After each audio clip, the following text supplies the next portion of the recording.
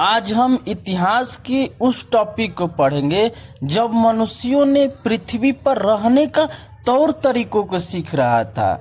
उस टॉपिक के नाम है प्रागैतिहासिक काल। अब देखिए प्रागैतिहासिक काल में क्या हुआ, कौन घटनाएं कैसे घटी, उसको हम समझने का प्रयास करेंगे। देखिए प्रागैतिहासिक काल वह समय है जब लेखन का आविष्कार नहीं हुआ था। यानी प्रागैतिहासिक काल वे समय है, वे टाइम है जब लोगों के अंदर शिक्षा के प्रति कुछ भी जागरूकता नहीं था, कोई भी विकास नहीं था। जब शिक्षा के बारे में नहीं जान रहे थे तो लेखन का कोई भी आविष्कार नहीं हुआ था। और आगे देखिए, और मनुष्य अपनी जीवन शैली, औजारों और अन्य खोजों के आधार पर पहचाने गए। यानी उस टाइम के लोगों की जिंदगी के बारे में हमने खोजों के आधार पर जाने। यहाँ से आगे देखिए, इस काल की जानकारी मुख्य रूप से पुरातात्विक साक्ष्यों जैसे पत्थर के औजार, जीवाश्म गुफा चित्र और अन्य कलाकृतियों के अध्ययन से प्राप्त होते हैं। यानी उस टाइम के, उस समय के लोगों के बारे में जानकारी हमें कहाँ से मिली? पुरातात्विक साक्ष्य। यानी कहने के मतलब जो चीजें पड़ा था, जो वस्तु उस टाइम में रखी हुई थी, उसी के अध्ययन से हमने क्या किया, उस टाइम के जिंदगी के, उस समय के लोगों के बारे में हमने पता लगाए। यहाँ से देखिए, इस काल को समझने के लिए पुरातात्विक विज्ञान का सहारा लिया जाता है। यानी कहने के मतलब पुरातात्विक विज्ञान, पुरा माने पुराने वस्तुएं, तात्विक माने वस्तुएं, विज्ञान माने उस पर अध्ययन करके हम क्या किए, उसके बारे में जाने। यहाँ से देखिए, प्रागैतिहासिक काल की मुख्य विशेषताएं, जिसमें पहला है लेखन का भी अभाव था। यानी उस टाइम पर कुछ लिखित जानकारियां नहीं मिली, जब पढ़े लिखे लोग नहीं थे तो लेखन का कोई आविष्कार नहीं हुआ था। जीवन पूरी तरह प्राकृतिक पर आधारित थी। यानी कहने के मतलब जो उस टाइम के जंगलों में प्राप्त होते थे, जैसे फल फूल, उन्हीं को खाकर इन्होंने क्या किए, अपने जिंदगी का पालन पोषण किए। अब शिकारी, मछली पकड़ना, फल फूल एकत्रित करना, यानी कि उस टाइम में जो तालाबे में मछली रहती थी उसे पकड़ते थे और अपने पेट भरते थे। आगे देखिए, पत्थर, हड्डी, लकड़ी से उपकरण बनाना, यानी औजार बनाते थे। किससे? पहले तो पत्थर से और हड्डियों से, लकड़ी से। इन्होंने से अपने जिंदगी में जो चीजें आसान कर सकी उसका लिए प्रयोग किए थे। अब देखिए, गुफाओं में रहना, यानी उस टाइम में इन्होंने पूरी तरह से विकसित नहीं थे, इनके अंदर कुछ विकास नहीं था, तो उन्होंने क्या किए, गुफाओं में रहना प्रारंभ किया। अपने लिए कुछ खास के मकान नहीं बना पाए। यहाँ से देखिए, धीरे धीरे आग का आविष्कार किए। यानी कहा जाए तो इसी साइन टाइम में आविष्कार हुआ था। किस चीज का? आग का। आग का बारे में इन्होंने जान पाए थे इसी टाइम में। प्रागैतिहासिक काल को मुख्य रूप से 3 भागों में बांटा गया है। देखो, किसी भी चीज को समझना है तो उसको तोड़ना पड़ता है, खंडित करिएगा ना तो उसका अर्थ अपने आप समझ में आ जाएगा। तो प्रागैतिहासिक काल को कितने भागों में बांटा गया है? 3 का भाग में। पहला है पाषाण युग, कांस्य युग, लौह युग। ध्यान से देखिए, पाषाण युग, कांस्य युग, लौह युग। अब देखिए, पाषाण युग में क्या हुआ, पत्थर के औजारों का उपयोग किया गया। यानी कहने के मतलब उस समय में ना पत्थर को हाईएस्ट लेवल पर प्रयोग करने सीखे। दूसरा है कांस्य युग। कांस्य युग में क्या हुआ, धातु के औजार विकास हुआ, यानी धातुओं के औजार को इन्होंने प्रयोग करना सीखा। तीसरा है लौह युग। लौह युग में क्या हुआ, लोहे के व्यापक उपयोग की शुरुआत हुई, यानी हाईएस्ट लेवल तक लौह यानी लोहा का उपयोग करने सीखे। अब अगला का है, इसमें देखिए पाषाण युग। यानी पाषाण युग के बारे में हम आपको हर टॉपिक को समझाते हुए चलेंगे। अब देखिए, पत्थर से बने औजारों के कारण इसे पाषाण युग कहा गया। यानी पत्थर का ज्यादा उपयोग होता था, इसीलिए इसे क्या बोला गया, पाषाण युग। इसे 3 भागों में बांटा गया है, जिसका पहला भाग है पूरा पाषाण काल, मध्य पाषाण काल, नव पाषाण काल। ध्यान से समझिए, पूरा पाषाण काल, मध्य पाषाण काल, नव पाषाण काल पूछ देता है, एग्जामों में क्वेश्चन उठा देता है कि पाषाण काल को हम कितने भागों में बांटे हैं। तो पाषाण काल को कितने भाग में बांटे हैं? पूरा पाषाण, मध्य पाषाण, नव पाषाण, यानी 3 भागों में बांटे। अब इनकी एक एक पॉइंट को आपको समझाते हुए चलेंगे। पूरा पाषाण काल, ध्यान से समझिए, पूरा पाषाण काल में क्या हुआ?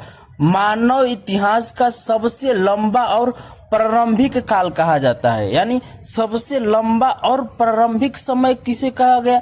पूरा पाषाण काल को। इसका समय काल 25 लाख वर्ष पूर्व से 10,000 ईसा पूर्व तक माना गया। मुख्य विशेषताएं क्या थी? मानव अभी तक पूरी तरह शिकारी संग्रहार के थे, यानी मानव अभी तक पूरा माने उनके अंदर विकास नहीं हुआ था, किसी भी जानवर को मारकर खाना सीखे थे। अगला का है गुफाओं चट्टानों की सहारा लिया करते, यानी रहने के लिए गुफाओं को चट्टानों की सहारा लिया करते थे। मोटे और बिना घिसे हुए पत्थर के उपकरण बनाए, यानी जो पत्थर मिल गया उसी को अपने हिसाब से उन्होंने क्या किए? अपना उपकरण बना लिए। यहाँ से देखिए, आग की खोज इसी समय हुआ, आग की खोज हुआ, यानी धीरे धीरे आग का प्रयोग करने सीख रहे थे अभी। यहाँ से देखिए, कपड़े के रूप में पत्ते, छाले, पशु की खाल का प्रयोग किए, यानी अपने तंग को ढकने के लिए, अंग को ढकने के लिए किसका प्रयोग किए? पहले तो उन्होंने खाल के प्रयोग किए, जो पेड़ों में लगे रहते हैं ना, उनके खाल और पत्ती से अभी अपने क्या किए? अंग को ढके। अगला का है, यहाँ से समूहों में रहना सीखे, यानी कहने के मतलब उन्होंने एक गांव में एकत्र होकर रहना के तौर तरीकों को समझे कि नहीं, एक जगह रहेंगे तो हमें कोई भी परेशानी आए तो मिलकर हम लोग क्या कर सकते हैं, उसको हल कर सकते हैं। पूरा पाषाण युग के औजार, इसमें पूरा पाषाण युग के औजार के भी बारे में अध्ययन किया गया। कौन सी माने बहुत हाईएस्ट लेवल तक इनकी जांच हुई, तब जाकर पूरा पाषाण के बारे में ये हमें पता चली। देखो, लेखन नहीं था तो हमें क्या करना पड़ा? जांच करना पड़ा, जो भी चीज मिली उस पर अध्ययन करें हम लोग। मध्य पाषाण काल, पुराने और नए पत्थर युग के बीच का संक्रमण काल, यानी कहने के मतलब पुराने और नए पत्थरों के कैसे हम प्रयोग करने लगे, उनमें कैसे अंतर करने लगे, उस समय की बात है। मध्य पाषाण में वही चीज हुई। देखिए, समय काल का है 10,000 ईसा पूर्व से लेकर 8,000 ईसा पूर्व तक ये समय माना गया। मुख्य विशेषता में देखिए, जलवायु में बड़ा परिवर्तन देखने को मिला, यानी भूमि में कुछ अलग चीजों से उपज होने लगी, यानी जलवायु में कहा जाए तो एक तरह से बड़ा परिवर्तन, बहुत खूबसूरत परिवर्तन है। और का है, मनुष्य अधिक अस्थायी जीवन की ओर बढ़ा, यानी एक जगह पर रहने का इन्होंने धीरे धीरे प्रयास करने लगे। छोटे आकार के नुकीले उपकरण, यानी पत्थरों को एक ढंग से, एक तरीका से प्रयोग किए, तो छोटे आकार से उनको घिस पीट कर कि जैसे लेकर इधर उधर जा सके। शिकार का बेहतर तरीका, जिसमें जाल, भाला, तीर, ये कुल का हुआ उन्होंने ढंग से प्रयोग, धीरे धीरे मानव में एक तरह से विकास आने लगे। यहाँ से देखिए, कुत्तों को इन्होंने क्या किया? पालना सीखे। नदी तालाब के किनारे बसे, यानी देखो लोग क्यों उस समय में नदी के किनारे बसे? क्योंकि सोचे कि हमें पानी पीने के लिए जरूरी है, मनुष्य के लिए पानी पीना, तो नदी के किनारे रहेंगे तो पानी के लिए इधर उधर नहीं भटकना पड़ेगा, तो हम क्या करेंगे? पानी वहां से पी सकते हैं। इस काल की खास बातें, कुछ विशेष बातें, मानव ने पहली बार अर्ध घुमक्कड़ जीवन अपनाया, माने बहुत कम घूमने का जिंदगी अपनाए, इधर उधर नहीं भटके, एक जगह रहकर अपना जिंदगी एक जीने का तरीका सीखे।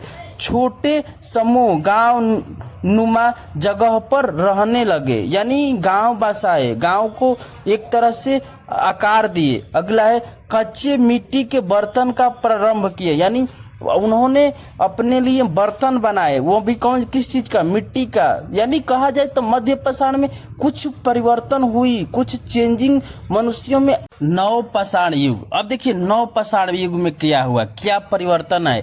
इसमें है कृषि का शुरुआत हुआ, यानी खेती बाड़ी करने के तौर तरीकों के मनुष्यों ने धीरे धीरे सीखने लगे कि नहीं, हमें खाने के लिए कुछ चीजों की आवश्यकता होगी, कुछ चीजों को हम चेंजिंग करेंगे। उसका समय काल का है लगभग 8000 ईसा पूर्व से लेकर 25,000 ईसा पूर्व तक बताई गई। मुख्य विशेषताएं माने कुछ विशेषताएं, पहला का था कृषि का शुरुआत किए, जिसमें गेहूं, जौ, बाजरा ऐसी चीजें इन्होंने क्या किए, उपज किए। पशुपालन किए, पशुपालन में गाय, भैंस, बकरी, बैल, इन चीजों को उन्होंने पालतू बनाया सीखा। अस्थाई गांवों की स्थापना माने एक गांव की स्थापना की। चक्की, दारीती, मोटार, पेस्ट जैसे उपकरण, यानी कहने के मतलब कुछ उन्होंने चीजों का एक ढंग से प्रयोग करना सीखे। मिट्टी के रंगीन और चमकदार बर्तन बनाए, अपने खाने के लिए, रहने के लिए चमकदार बर्तन का भी निर्माण उन्होंने किए। कुटिया, मिट्टी पत्थर के घर बनाए, कुटिया जैसे आपने और मड़ई छाते हैं, इस तरह से रहने का ढांचा बनाते हैं। तो कब इन्होंने बनाना सीखा, नवपाषाण युग में। आप देखिए अगला का है धागा, कतार और कपड़ा बुनाना, यानी कपड़ों को एक ढंग देने जाए, जैसे हम लोग वस्त्र ऊनी से पहनते हैं या धागे से पहनते हैं, तो उन्होंने भी थोड़ा थोड़ा धागों से बिनना सीख लिया। पहिया का आविष्कार, पहिए का आविष्कार किया। भारत में नवपाषाण स्थल, नवपाषाण स्थल कहाँ कहाँ है, क्या क्या नाम है, मेहरगढ़, बुरा जहार, ये कहाँ है, चिरांग, ये हिम, ये सब का हुए नवपाषाण का स्थल है सब। देखिए मेहरगढ़ ये कहाँ है, सबसे प्राचीन कृषि साक्ष्य है, कृषि के साक्ष्य। भूमिगत घर है ये।